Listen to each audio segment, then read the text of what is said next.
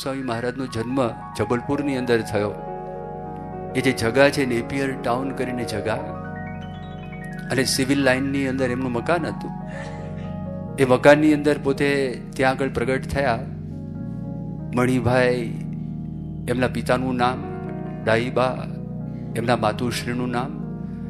ડાહીબાના કુખે પરમ પૂજ્ય મોહન સ્વામી મહારાજ ત્યાં આગળ પ્રગટ થયા. વાતાવરણની અંદર કોસ્મોપોલિટન પ્રજા હતી.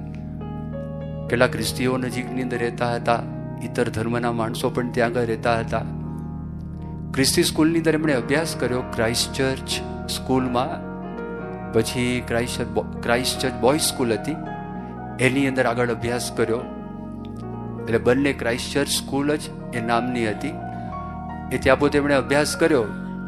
હવે એમાં આખી શાળા અંગ્રેજી માધ્યમ, બધા શિક્ષકો ખ્રિસ્તી, અને એમાં પણ બધા અંગ્રેજ. દેવદેવીઓનું ખંડન કરતા મોહન સ્વામી મહારાજ પોતે લખે છે, એમને કાનો કાન સાંભળેલું છે. અને રસ્તાની અંદર ધારો કે કોઈક સાધુ બાવા રામ રામ કહીને ભીખ માગતા હોય તો તે વખતે આ લોકો અવશ્ય એમની મશ્કરી કરે. અને કેટલાક સાધુઓ એટલે બાબાઓનું ન ગમે એવું વર્તન પણ મોહન સ્વામી મહારાજે જોયું હશે. કોઈ ગાળો બોલતા હશે, કોઈક વાત કરતા હશે, આ બધું એમણે જોયું. એટલે એમને પાછું સાથે સાથે આજે સ્કૂલમાં અભ્યાસ કરતા હતા તો એના જે બધા ભાષા હતી, એમના જે રિવાજો હતા, એને પણ ભાર બહુ પડ્યો હતો. એટલે કોઈ હિન્દુ સંત મહાત્માઓ સાચા હોય એને મળવાનો અવકાશ મોહન સ્વામી મહારાજને ક્યારેય પ્રાપ્ત થયો જ નહોતો. ઘરની અંદર શાસ્ત્રીજી મહારાજ ને યોગીજી મહારાજની વાતો થાય, પણ એમને કોઈ દિવસ રસપૂર્વક ક્યારે પણ આ બધી વાતો છે એ વાતો સાંભળેલી નહીં. સ્કૂલની અંદર પોતે હંમેશા પોતે તેજસ્વી વિદ્યાર્થી હતા, રેન્કર જ હતા, રમતવીર પણ હતા. ટ્રેક ઇવેન્ટ્સની અંદર મોહન સ્વામી મહારાજ દોડવામાં પહેલો નંબર આવતો હતો. અત્યારે ધીમી ગતિ છે અને તો બધા જુઓ છો, પણ ટ્રેક ઇવેન્ટ્સની અંદર એ હંમેશા પહેલો નંબર આવતો. ફૂટબોલમાં એક સારા ખેલાડી હતા. બોક્સિંગ હતું. બોક્સિંગ મોહન સ્વામીને પૂછ્યું કે તમે કેવું હતું, કે મોટે ભાગે જીતતો હતો, પણ એક વ્યક્તિ એવો હતો ક્યારેક મને પાડી પણ દેતો હતો. સારા બોક્સર હતા, દોડવાવાળા પણ સારા હતા. અત્યારે એમની પ્રકૃતિનો સ્વભાવ તમે જોવા માટે જો કોઈ સ્વપ્નમાં પણ કલ્પના ના કરી શકે કે મોહન સ્વામી મહારાજના જીવનમાં આવું હશે. બહુ કલાકાર સારા હતા, કલાની સૂઝ બહુ સારી હતી, એમનો સ્વભાવ બહુ સારો હતો. એમના સ્કૂલના પ્રિન્સિપાલ હતા મિસ્ટર રોબિન્સન કરીને. તો રોબિન્સન પોતે એ મોહન સ્વામી મહારાજનો જે સ્વભાવ જોયો, એ સ્વભાવ જોઈને એમને પોતે વાત કરી કે ભવિષ્યની અંદર લાગે છે કે આ ધર્મગુરુ થશે. આવું મોહન સ્વામી માટે એમના સ્કૂલના પ્રિન્સિપાલ છે તે વખતે આ પ્રકારની અટકળ એમણે કરેલી હતી. પણ સાધુ સંતો માટે એવો કોઈ ભાવ નહીં. સાધુ સંતો માટે એ પ્રકારનો પૂર્વગ્રહ એટલું નહીં, એમના જીવનની અંદર ચીઢ પણ હતી. આને લીધે જ અને યોગીજી મહારાજ જ્યારે અવારનવાર આણંદમાં મોહન સ્વામી મહારાજ ત્યાં આગળ મણિભાઈના ઘરે ઉતારો કરવા માટે આવતા, મોહન સ્વામીના પિતાશ્રી ત્યાં ભણી લીધું હતું એમણે. એમનું કુટુંબ આખું પાછું આણંદની અંદર આવેલું હતું. અને આણંદમાં પોતે ત્યાં આગળ આવ્યા અને યોગીજી મહારાજ ત્યાં આગળ આવે. મોહન સ્વામી મહારાજને બધું ગમે નહીં, એટલે ખબર પડે કે યોગીજી મહારાજ આવવાના છે. મકાનની અંદર ચડવા માટે 2 પગથિયા હતા, એમાંથી એક પગથિયામાં મોહન સ્વામી મહારાજ ઉતરી જાય. ખબર પડે કે આ પગથિયાથી આવે છે, બીજા પગથિયાથી ઉતરી જાય. પણ એક પ્રસંગ એવો બન્યો, એ પ્રસંગની અંદર મોહન સ્વામી મહારાજ ઉતરતા હતા અને એ જ પગથી યોગીજી મહારાજ ચડ્યા. અને યોગીજી મહારાજ પ્રેમની મૂર્તિ, પ્રેમ સે પકા હુઆ પુરુષ. એટલે યોગીજી મહારાજે કીધું હાલો ગુરુ મેળા ઉપર, હાલો ગુરુ મેળા ઉપર. બોલી શકાયું નહીં, મોહન સ્વામીના મનમાં જવાની ઈચ્છા તો નથી, પણ હવે આ વાત થઈ એટલે કેટલાક હરિભક્તો સાથે હતા, એમણે પણ વાત કરી. આ મણિભાઈનો દીકરો વિનુ, આમ તો શાસ્ત્રીજી મહારાજ એમનું નામ કેશવ પાડેલું, પણ તે વખતે કોઈ મોબાઈલ ફોન હતા નહીં. અને જન્મ થઈને તમે તરત ફોન કરો, નામ આવે. નાનપણમાં શાસ્ત્રીજી મહારાજનો પત્ર આવે, પેલા બધા વિનુ વિનુ કહેતા હતા, એ નામથી પ્રચલિત થઈ ગયા. દાખલાની અંદર પણ વિનુ નામ લખાઈ ગયું, એ બધું થયું. પણ એ જે હશે તે, પણ યોગી બાપા તો તે વખતે શાસ્ત્રી મહારાજની સાથે હશે પણ નહીં, પણ સાધુ બનાવે અને કેશવ જીવનદાસ નામ આવ્યું પાછું. જે શાસ્ત્રીજી મહારાજે પાડેલું કેશવ, એ કેશવ નામ ત્યાં લાગુ પડ્યું. એ ઉપર ગયા એટલે કેટલાક હરિભક્તોએ આગ્રહ કર્યો કે કંઠી પહેરાવો, એમને કંઠી નથી. જે ચીડ હતી મોહન સ્વામી મહારાજને, ત્યાં બેસવાની બહુ ઈચ્છા નથી, અને યોગી બાપાએ કંઠી પહેરાવી. અને કંઠી પહેરાવી મોહન સ્વામી પહેરી કંઠી, અને કંઠીને તોડી નાખી. યોગીજી મહારાજની હાજરીમાં જ તોડી નાખી. તમે કલ્પના કરો, તે વખતે નાયલોનના દોરા નહોતા, નાયલોનના દોરા પછીથી આવ્યા. તે વખતે કોટનના દોરા હતા, એટલે તૂટી જાય. તો કંઠી તૂટી ગઈ અને બધા તો હેબતાઈ ગયા હરિભક્તો. પણ મોહન સ્વામી મહારાજ યોગી મહારાજ સામું જોતા હતા, અને યોગીજી મહારાજ એમને એમ કે આ તોફાનને લીધે ભાઈ તમે અત્યારે જાઓ નીચે, તો હું બહુ રાજી ખુશીથી જાઉં. પણ યોગી બાપા તો પ્રસન્ન હતા, યોગી બાપાને લેશ પણ દુઃખ થયું નહીં. અને યોગીજી મહારાજ ઉલટાનું એવું બોલ્યા, ઓહો બહુ બઢિયા. એમને કોઈ દિવસ આ કલ્પના કરી જ નથી, એમને આવું આચરણ જોયું જ નહોતું. એમના મનની અંદર અતિ આશ્ચર્ય થયું. અને 2-3 દિવસ સ્વામી ત્યાં રોકાઈને પછી ત્યાંથી નીકળીને વલાસણ જવાના હતા. અને આણંદમાં આપણું મંદિર છે, સામે તળાવ છે, એ તળાવની પાળ ઉપર વિનુભાઈ બેઠા હતા. કેટલાક મિત્રો પણ એમની સાથે હતા. અને યોગીજી મહારાજ એમને દૂરથી જોયા અને બોલાવ્યા. અને તે વખતે સાથેના મિત્રો હતા, એ લોકોએ પણ કહ્યું, મોહન સ્વામી મહારાજના મનમાં પણ થયું કે શા માટે મને બોલાવે છે. બીજા લોકોએ વાત કરી કે પોટલા ઉચકાવશે, જાઓ. મોહન સ્વામી મહારાજ ત્યાં આગળ ગયા અને યોગી બાપાએ હાથ જોડ્યા. અને હાથ જોડીને યોગી બાપા પોતે એવું બોલ્યા કે અમે રજા લઈએ છે, અને કઈ ભૂલચૂક થઈ હોય તો માફ કરજો. હવે આ જે શબ્દો બોલ્યા ને, શબ્દો છે ને, એ હૃદયમાંથી જ્યારે નીકળે ત્યારે એ શબ્દનો રણકાર જુદો હોય. અને જ્યારે નિર્દોષ વ્યક્તિ એ શબ્દ બોલતા હોય તો એ જે વાણી છે ને, એનો રણકાર કોઈક અલગ જ છે. એ ફક્ત કાન સાથે ભટકાઈને એ શબ્દો પાછા પડતા નથી. આપણા અંતઃકરણની અંદર પણ થોડીક વાર માટે રહી અને અદ્રશ્ય થઈ જતા નથી, પણ એ શબ્દો આત્માની અંદર બેસી જાય છે. યોગી બાપાના શબ્દો સાંભળ્યા, ગાડી તો જતી રહી. અને મોહન સ્વામી મહારાજ પોતે વર્ણન કરે છે. મોહન સ્વામી મહારાજે વાત કરી કે હું તો ત્યાં આગળ પેલા કલાકો સુધી બેઠો રહ્યો, મને સમયનું કોઈ ભાન રહ્યું નહીં. હું મારા મનમાં વિચાર કરવા લાગ્યો કે આ કેવા પુરુષ. કારણ કે મોહન સ્વામી મહારાજ જે જબલપુરમાં ભણતા હતા, બાઇબલના ક્લાસીસ પણ મોહન સ્વામી મહારાજે ભરેલા, એમની અંદર પણ એમનો પહેલો નંબર આવતો હતો. અને ત્યાંના જે શિક્ષકો હતા તે લોકોની ઈચ્છા થઈ કે ખ્રિસ્તી ધર્મનો પ્રચાર જો આ વ્યક્તિ કરે તો ઘણું સારું થાય. એના માટે મોહન સ્વામી મહારાજ છે તો એમને એ લોકોએ ઓફર પણ કરેલી, તમને ગાડીની પણ વ્યવસ્થા કરીએ, અને તમને અમે મહિને 2000 કે 3000 રૂપિયા પગાર પણ એ જમાનાની અંદર આપીએ. બહુ મોટી વાત થઈ ગયા. અને તે વખતે એમણે સ્વીકાર કર્યો નહોતો, કારણ કે એમનું મન અમુક વાતનો સ્વીકાર કરતી નથી. અને એ વાત પ્રેક્ટિસની વાત આવે છે કે તમે ગાલ ઉપર તમાચો મારો, તેમાં લખેલું છે બીજો ગાલ ધરવો.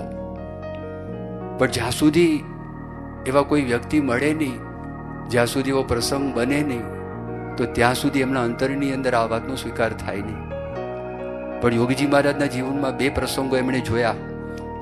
પહેલા પ્રસંગની અંદર કંઠી તોડી નાખી, યોગીજી મહારાજ પ્રસન્ન હતા, યોગીજી મહારાજે કાંઈ કહ્યું નહીં.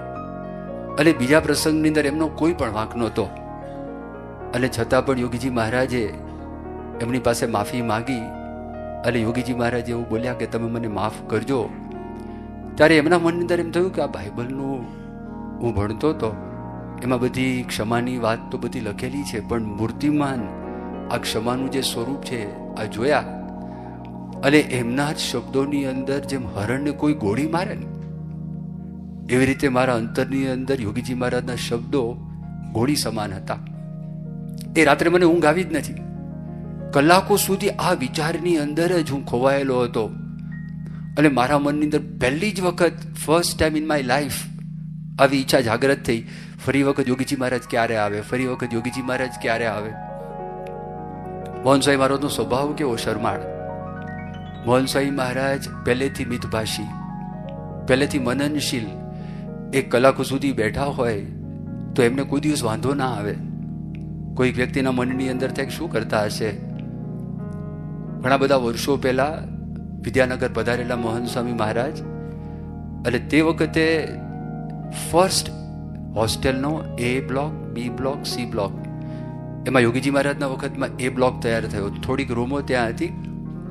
એની બાજુમાં જ કાટખણા ઉપર એક નાનો હોલ હતો, હરિમંદિર હતું, સાવ નાનું. અને તમે હરિમંદિરમાંથી બહાર નીકળો, પગથિયા આવે ઉપર ચડવાના, અને ત્યાં જે સામે આમ બધી રૂમો, 10-12 રૂમો હતી, પણ જે સામેની રૂમ, આમાં મોહન સ્વામી મહારાજ ત્યાં આગળ ગેલેરીની અંદર બેઠા હતા. એમાં જનમંગલ સ્વામી દર્શન કરવા માટે આવ્યા. જનમંગલ સ્વામી દર્શન કર્યા, અને દર્શન કરીને જનમંગલ સ્વામી પછી નીકળી ગયા. એમને કંઈક કામ હશે. 3-4 કલાક પછી પાછા આવ્યા ને એ જ સ્થાનમાં મોહન સ્વામી મહારાજ બેઠા હતા. કશું હાથમાં નહીં, કોઈ પુસ્તક નહીં, કાંઈ જ નહીં, માળા નહીં. તો મોહન સ્વામી મહારાજને પૂછ્યું કે તમે શું કરો છો? કે વિચાર. કે કેટલો વિચાર, કેટલો વિચાર. એટલે જો આ એમને અંગ હતું, એટલે શરમાળી એમની પ્રકૃતિ હતી. એટલે એ પ્રકૃતિને લીધે એ કોઈ વ્યક્તિને એવું કહી પણ શકે નહીં મંદિરની અંદર કે યોગીજી મહારાજ આણંદ મંદિરમાં ફરી વખત ક્યારે આવવાના છે. પણ મોહન સ્વામી મહારાજ આ પ્રસંગની વાત કરી, અને વાત કરતા મોહન સ્વામી મહારાજ પોતે એવું બોલ્યા કે હું ઘણી બધી વખત આણંદ મંદિરે જતો, અને બહાર છે ને દરવાજા પાસે ઊભો રહેતો, અને દરવાજા પાસે ઊભો રહીને અંદર હું જોઈ લેતો કે યોગીજી મહારાજ આવ્યા છે, કંઈ ચહલ પહલ છે, કંઈક વાતચીત થાય છે. એ ન હોય પાછો હું જતો રહું. પણ મારા મનની અંદર એક જ રટના લાગેલી કે ફરી વખત યોગીજી મહારાજ ક્યારે આવે, ક્યારે આવે, ક્યારે આવે. અને એવામાં સમાચાર મળ્યા કે યોગીજી મહારાજ પોતે મુંબઈ જવાના છે ટ્રેનની અંદર, અને આનંદ સ્ટેશન ઉપર 10 મિનિટ માટે ગાડી ઊભી રહેવાની છે. અને બધા હરિભક્તોને દર્શન કરવા હોય તો હરિભક્તો ત્યાં આગળ દર્શન કરવા માટે જઈ શકે છે. આ પ્રકારની વાત છે. એ વાત એમને સાંભળી. આ વાત એમને જેવી સાંભળી, અને તરત જ મોહન સ્વામી મહારાજ ત્યાં આગળ પહોંચી ગયા. બીજા કોઈ હરિભક્તો સાથે વાર્તાલાપ તો એમણે કરેલો નહીં, કારણ કે ગુજરાતી એમનું કાચું. ઘરની અંદર જે ગુજરાતી સાંભળતા હતા એ સાંભળેલું. હિન્દીનો ત્યાં આગળ પ્રચલન જબલપુરની અંદર, અને અંગ્રેજી, આ બે જ ભાષા, બીજી કોઈ ભાષા નહીં. એટલે કોઈ હરિભક્તોને મળે કરે. અને પાછા એ લોકોના જે બધા કપડાં પણ હતા ને ચરોતરની અંદર, એ જોઈને પણ મોહન સ્વામી મહારાજની શરૂઆતમાં આ યોગી બાપાના પ્રસંગ બન્યા એ પહેલા લહેંગો પહેર્યો હોય, બૂટ પહેર્યા હોય, મોજા ના હોય, અને માથે ટોપી હોય.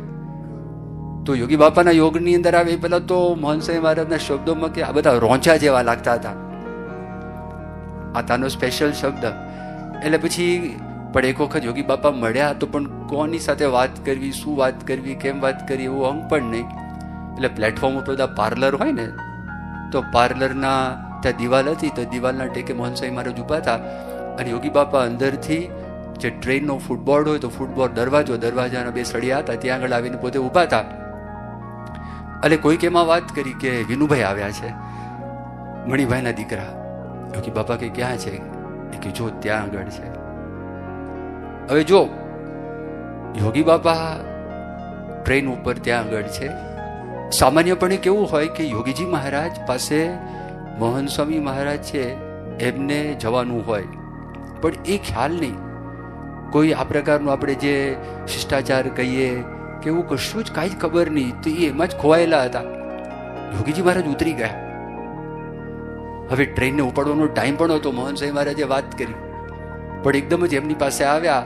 એ જ્યાં આગળ બધા હરિભક્તો ખસી ગયા, એટલે ખાલી 2 હાથથી 2 આમ હાથ હતા, એમાં યોગી બાપાએ પકડ્યા. એટલે ખબર નહીં જે થયું તે, અને જે એમને અનુભવ થયો એ સ્પર્શનો, એ દ્રષ્ટિનો, એ જે કાંઈ અનુભવ થયો. અને મોહન સ્વામી મહારાજ વર્ણન કરે છે કે જેવા યોગી બાપા ટ્રેનની અંદર ચડ્યા અને જેવા પગ ત્યાં આગળ મૂક્યો અને ટ્રેન ઉપડી. એટલું રિસ્ક લઈને, એટલું જોખમ લઈને એ યોગીજી મહારાજ એ પોતે નીચે ઉતરેલા હતા. અને એટલા બધા સુખનો અનુભવ તો બધા હરિભક્તો તો ત્યાંથી વિદાય થઈ ગયા. મોહન સ્વામી તો હટે નહીં. મોહન સ્વામી ત્યાં ટ્રાન્સફિક્સ થઈ ગયા અને ત્યાં બાકડા ઉપર બેસી ગયા. એમાંય કેટલો સમય પસાર થયો ખબર પડી નહીં. બસ આ ચિંતન, સમાધિ જેવા સુખનો અનુભવ, શાંતિ શાંતિ શાંતિ, પરમ શાંતિ, પરમ આનંદનો અનુભવ. જિંદગીની અંદર સ્થૂળ દ્રષ્ટિએ, આ લોકની દ્રષ્ટિએ કોઈ સાધક હોય, એ સાધક પહેલા તો જો સમજે, આગળ મેં વાત કરી કે મનુષ્ય માત્ર છે એક બધી પ્રવૃત્તિ સુખ માટે જ કરે છે. બધી પ્રવૃત્તિઓ એ સુખ માટે જ કરે છે. બધી જ પ્રવૃત્તિ, સવારથી ઉઠે રાત્રે આરામમાં જાય. હવે એ બે માર્ગ છે, ભૌતિક માર્ગ અને આધ્યાત્મિક માર્ગ છે. મેં આગળ જેમ વાત કરી કે ભૌતિક માર્ગ ઉપર ચાલેલો એક પણ વ્યક્તિ, આ દુનિયાના આખા ઇતિહાસ તમે જોઈ લો, કોઈ વ્યક્તિ એવું કીધું નથી કે મારા જીવનમાં મને અખંડ સુખ મળ્યું છે. અને આધ્યાત્મિક માર્ગ ઉપર ચાલેલા વ્યક્તિ એ કહે છે કે મારા જીવનમાં અખંડ સુખ મળેલું છે, એટલું નહીં, અનુભવાય છે એટલું નહીં, પણ આ ભૌતિક સુખ છે ને, આ સુખ પાસે કચરો છે, એવી વાત છે. તો એ જે સમજવા માટે પહેલા સાચા ગુરુની જરૂર પડે, કે જેને આનો અનુભવ છે, સાક્ષાત્કાર છે, એની જરૂર પડે. તો યોગી બાપા એમને મળ્યા અને યોગી બાપાએ આ અનુભવ, પ્રાથમિક અનુભવ કરાવ્યો. અનાદિ સિદ્ધ હોવા છતાં આ લોકની અંદર કેવું બને છે કે જ્યારે આપણે સાચા ભાવથી આવા સાચા ગુરુ પાસે જઈએ છીએ તો એમના દયાથી, એમની કૃપાથી આપણા જીવનની અંદર અનુભવ થાય. આ અનુભવ થયો અને પછી રોજ લગભગ 15 દિવસ સુધી મોહન સાહેબ મારા સ્ટેશન ઉપર આવે અને ત્યાં આગળ ક્યારેક 15 મિનિટ, 20 મિનિટ, અડધો કલાક, ક્યારેક કલાક બેસી જ રહે. આ પ્રસંગની અંદર ખોવાઈ જાય. આ પ્રસંગનું નિધિધ્યાસન. આ લોકની અંદર કોઈક વ્યક્તિને જે વસ્તુ ગમતી હોય તો કલાકો સુધી એ વ્યક્તિ એ વસ્તુને પોતે જુએ છે અને એમાં ક્યાંનો સમય પસાર થઈ જાય ખબર પડતી નથી. તો એ જીવમાં એટલું બધું લાગી ગયું હતું, એટલું બધું ચોંટી ગયું હતું. મોહન સાહેબ મહારાજ જાણે, મોહન સાહેબ મહારાજ વર્ણન કરે છે કે ટ્રેનની અંદર બધા કુલીઓ દોડધામ કરે, ટ્રેન આવે, પેસેન્જર ઉતરે, પેસેન્જર ચડે, માલ સામાનની હેરાફેરી થાય, માણસોની હેરાફેરી થાય. એ કશું કાંઈ કરતા કંઈ જ એમને ખબર નથી. જો ક્યારેક આપણે કોઈ વસ્તુમાં એન્ગ્રોસ થઈ ગયા હોય ને તો ક્યારેક આપણને પણ આ અનુભવ થાય અને આપણને પણ ખબર પડે કે બાજુમાં શું ચાલે છે, કેમ ચાલે છે, આપણને ખબર પડે નહીં. પણ આ રોજનો અનુભવ એમના જીવનની અંદર આ થઈ ગયો. તે વખતે તત્વજ્ઞાન શું, આત્મા શું, પરમાત્મા શું, ભગવાનનો સાક્ષાત્કાર શું, આધ્યાત્મિકતા શું, એ કશું જ ખબર નહીં. માત્ર યોગીજી મહારાજનો નિસ્વાર્થ પ્રેમ, યોગીજી મહારાજ થકી આનંદનો અનુભવ અને યોગીજી મહારાજનું વર્તન. આજ જે બધા સાધનો કહીએ કે યોગી બાપાએ જે કંઈ એમને કર્યું એના સિવાય કશું જ નહોતું. કંઈ કરતા કંઈ જ નહીં. એમના ગળામાં કંઠી નથી. યોગી બાપાના યોગમાં આવ્યા, યોગી બાપાની હાજરીમાં એક વખત કંઠી તોડી, પછી યોગી બાપાએ એમને કહ્યું પણ નથી તમે કંઠી પહેરો. કંઠી પહેરવાનો પ્રસંગ, આ હું તમને જે પ્રસંગ કહું છું ને, એ મોહન સ્વામી મહારાજ ત્યાં આગળ આવ્યા 1951, 52, પછી પોતે દીક્ષા લીધી 57ની સાલની અંદર. તો આ શરૂઆતના વર્ષની અંદર પ્રસંગ બની ગયો. યોગી બાપાએ કીધું નથી, પણ એ દરમિયાન પ્રમુખ સ્વામી મહારાજનો એમને યોગ થઈ ગયો. અને પ્રમુખ સ્વામી મહારાજના યોગની અંદર સ્વામીએ જ્યારે જન્માષ્ટમીનો ઉત્સવ અટલાદરાની અંદર થયો અને ઉત્સવ પછી એકાદશીનો દિવસ હતો, એને એકાદશીના દિવસે પ્રમુખ સ્વામી મહારાજને અમદાવાદ જવાનું હતું અને યોગીજી મહારાજ થકી બધા યુવકો છૂટા પડતા હતા અને મોહન સ્વામી મહારાજ એટલે વિનુભાઈ અને એની સાથે બધા યુવકો હતા. તો કેટલાક આણંદના હશે, નડિયાદના હશે. તો ટ્રેનની અંદર વડોદરા ટ્રેન આવી, ટ્રેનમાં ગળદી હતી, જેને જ્યાં આગળ જગા મળી એ બધા જ સ્થાનની અંદર બધા ચડી ગયા અને વિનુભાઈ એ પ્રમુખ સ્વામી મહારાજ જે ડબ્બામાં ચડે એ ડબ્બામાં પોતે ચડી ગયા. બધા દોડતા હતા, એ ડબ્બામાં પોતે ચડ્યા અને સાથે પ્રમુખ સ્વામી મહારાજના જોડના એક સંત હતા, બીજું કોઈ હતું નહીં, ગીર્દી ઘણી બધી હતી. પ્રમુખ સ્વામી મહારાજ ત્યાં આગળ બેઠા અને પ્રમુખ સ્વામી મહારાજ એમને વાતો શરૂ કરી અને પ્રમુખ સ્વામી મહારાજે તૂટી ફૂટી હિન્દીમાં શરૂ કરી વાત. પણ પ્રમુખ સ્વામી મહારાજે જે વાતોનો ઝપાટો બોલાવ્યો, મોહન સ્વામી વર્ણન કરે છે, એમાં કોઈ દુરાગ્રહ નહોતો. એમાં કોઈ એવું નહોતું કે તમે આમ કરો, એવી કોઈ વાત નથી. એ ફક્ત પ્રમુખ સ્વામી મહારાજ વાસ્તવિકતાની વાતો કરતા હતા. અને વાસ્તવિકતાની એ વાત કરતા હતા, સંસાર છે એમાં દુઃખ છે, ભગવાન છે એ માર્ગની અંદર સુખ છે, અને સાધુ બનવાની અંદર માલ છે, વાસ્તવિકતા. અને એવી રીતે પોતે વર્ણન કરતા હતા. તો વિનુભાઈ પોતે લખે છે, પસંદગી મારે કરવાની હતી કે મારે શું કરવું. એમાં કોઈ આમ ડિક્ટેટ કરતા હોય, ડોમિનેટ કરતા હોય, કોઈ દબાવતા હોય, એવી કોઈ વાત નથી. અને એમાં પછી પ્રમુખ સ્વામી મહારાજે મને પૂછ્યું કે કંઠી છે ગળામાં? તો વિનુભાઈ ના પાડી કે નથી. એટલે હસતા હસતા પ્રમુખ સ્વામી મહારાજે વાત કરી કે તમે યોગીજી મહારાજ પાસે પહેરી લેજો. આવી વાત પ્રમુખ સ્વામી મહારાજે કરી. તો જોડના સંતે કંઠી કાઢી હશે એમની પાસે, અને પ્રમુખ સ્વામી મહારાજને આપે. એટલે પ્રમુખ સ્વામી મહારાજે પહેલી વખત જો કંઠી યોગી બાપાએ પહેરાવી, તોડી નાખી, અને બીજી વખત પ્રમુખ સ્વામી મહારાજે કંઠી પહેરાવી. એટલે સાધુ થવાની પણ પહેલી વાત મહંત સ્વામીને પ્રમુખ સ્વામી મહારાજે કરી. કંઠીની વાત પણ એમણે કરી.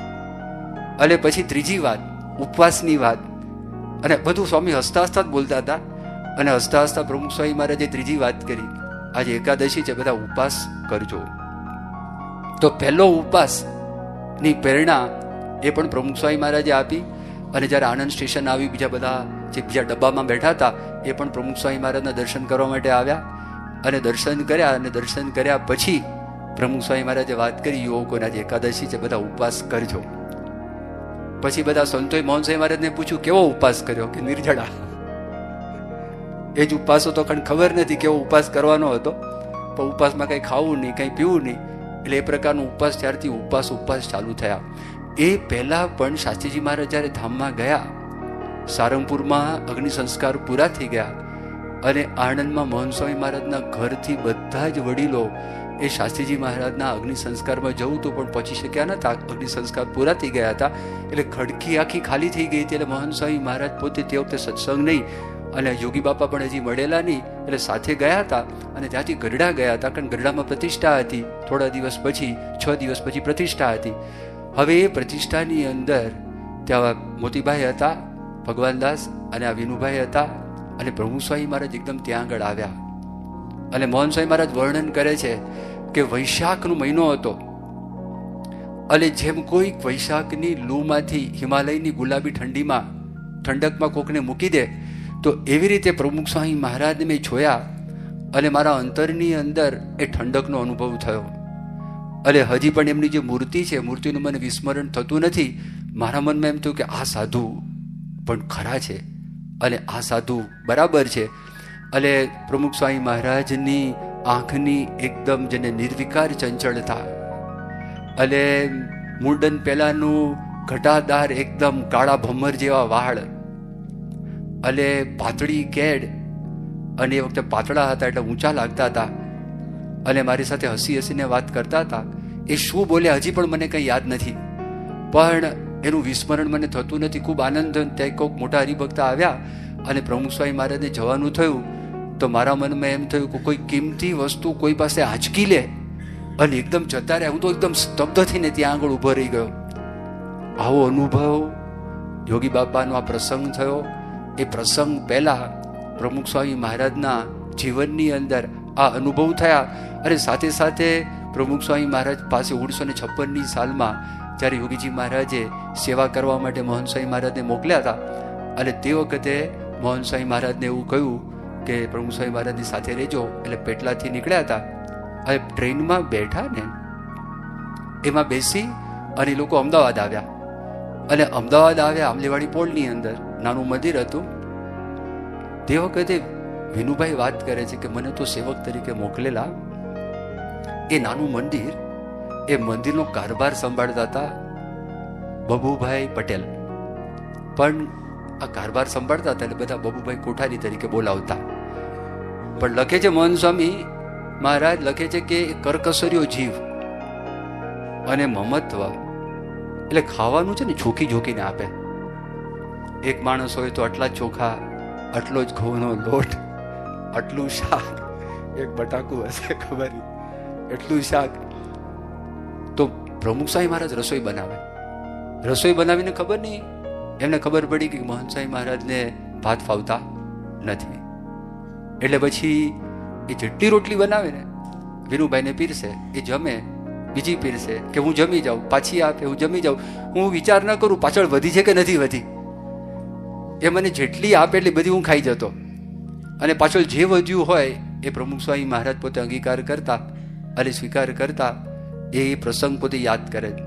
પછી ત્યાંથી નીકળીને અટલાદરા જવાનું હતું, એટલે સ્ટેશનની અંદર ગળદી, એટલે આમાં ડબ્બા ટ્રેનમાં ગળદી, એટલે એ પ્રસંગ પણ મહંત સ્વામી વર્ણન કરે. અમે બેઠા ને, સંતોને મર્યાદા હોય, એટલે મર્યાદાની અંદર આપણને કોઈ બેન અડી ન જાય, એટલે આપણી બધી મર્યાદાઓ છે. તો જોયું ગળદી બહુ છે, કદાચ ઉપવાસ પડે, તો બાપાએ મહંત સ્વામી મહારાજને કહ્યું તમે બેસો, હું ટ્રેનની અંદર જગ્યા શોધવા માટે જાઉં છું. મહંત સ્વામી એવું લખે છે કે હું સેવક હતો, જગ્યા મારે શોધવાની કે એમને શોધવાની, ગુરુને? પણ એ શોધવા માટે નીકળ્યા. અને એક સારી જગ્યા મળી, મારી પાસે આવીને મને વાત કરી, ચલો સારી જગ્યા મળી ગઈ છે. પછી મને લઈને ત્યાં આગળ ગયા.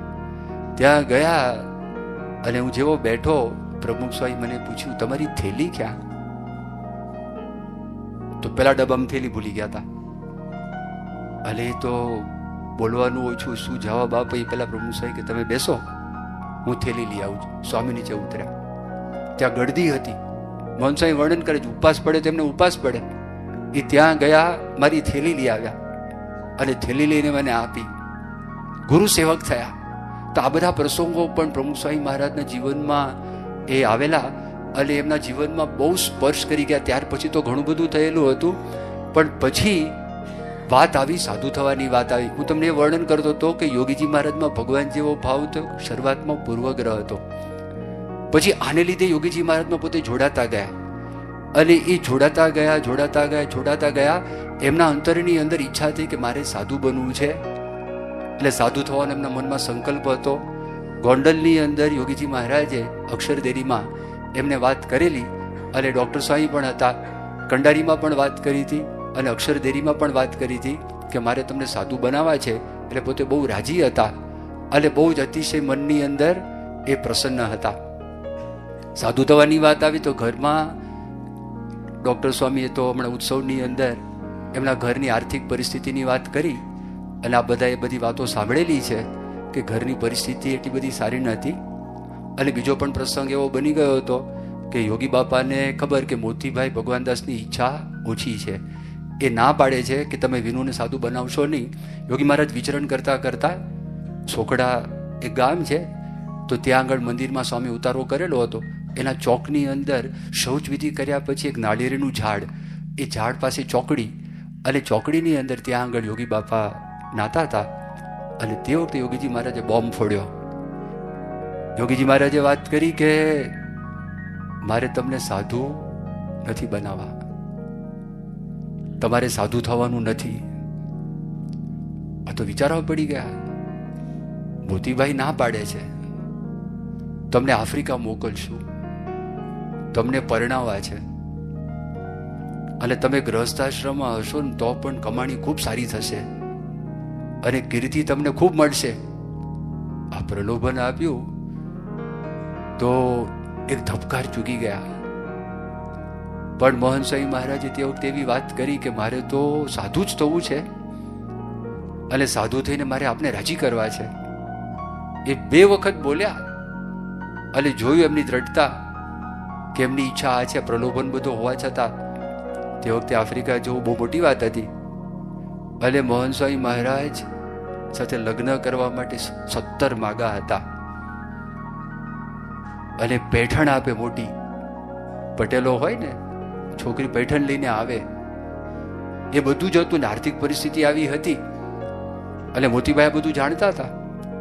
અને યોગી બાપા બોલ્યા, બધી વાતચીત થઈ, અને સાધુ થવાની દ્રઢતા એમના જીવનમાં હતી. યોગી બાપા નાતા ઊભા થઈ ગયા અને ભીના કપડે ભેટી પડ્યા. અને યોગી બાપા એવું બોલ્યા કે મારો પણ વિચાર તમને સાધુ બનાવવાનો છે, પણ મોતીભાઈનું મારે રાખવું પડે, પણ તમારે જેમ જેમ ચોખ્ખી વાત કરી દેવી, મારે બધી મળતી વાત કરવી પડશે.